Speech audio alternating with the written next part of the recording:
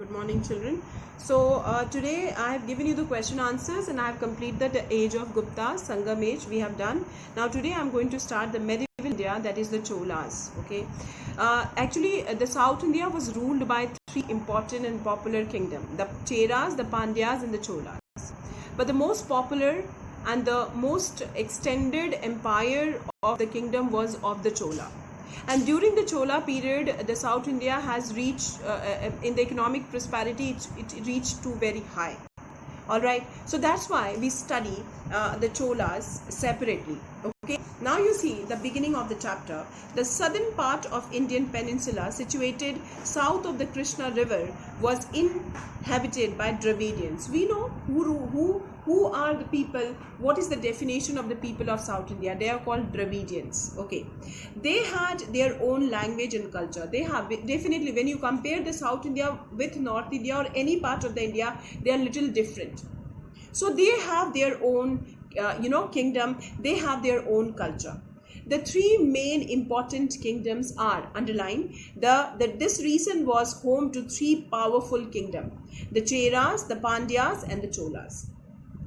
Okay, and next line, the most powerful of the three were the Cholas. The Cholas were the most powerful. Then the Chola Empire arose in the 9th century. When it arose in the 9th century, brought under its control a large part of peninsula. Large part, almost every part of the peninsular India was being controlled and captured by the Cholas.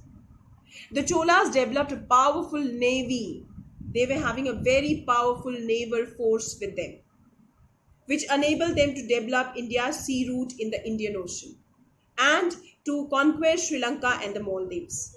By the end of the 19th century, the Chola defeated the Pandyas of Kanchi and weakened the Pandyas, bringing the Tamil country under their control. So Cholas have taken the control of South India from Pandyas. Is it clear? Now, we need to study about source of information of the Chola kingdom.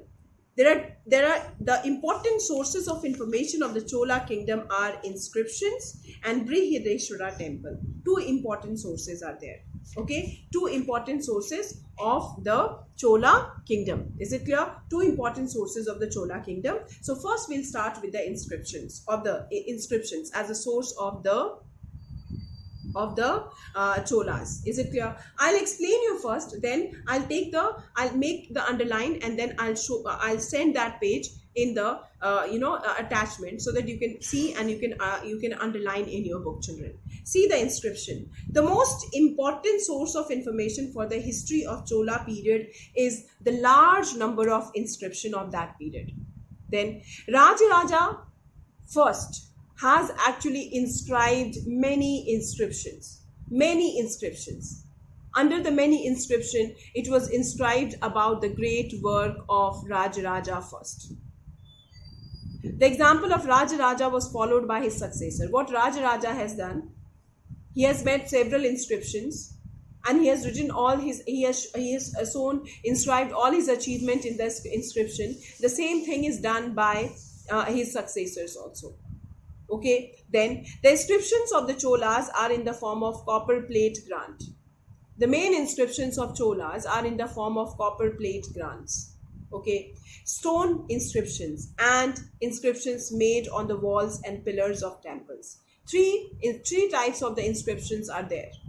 First is the copper plate grant. Second is the stone inscription. Third is the inscriptions made on the walls and pillars of the temples.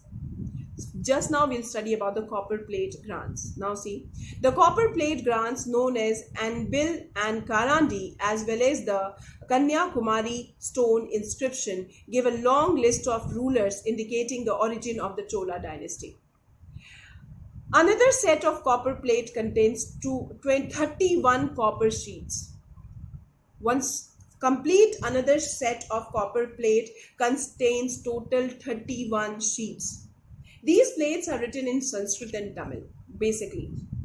They recorded a grant mode to temple by Rajaraja, that is Rajendra Chola first. Is it clear? Then you see in the first page, the copper plate inscription is shown also. The sheets are shown. It is binded in a thread. You see the picture which is given in the first page. Okay, then some of the important information that we get from the inscription. There are points given. First, they tell us about the Chola administration. Second, they record the gifted endowments. Third, they inform us about the construction of the temple. Fourth, some inscriptions have royal orders on taxation and land revenue. And fifth, inscription on temple walls serve the purpose of public registration. So these are the information we get from the inscription, which is the first source of information. Then comes the Brihadeshwara temple, one of the most important temple of which was manufactured, constructed in South India, which is a source of information of the Cholas.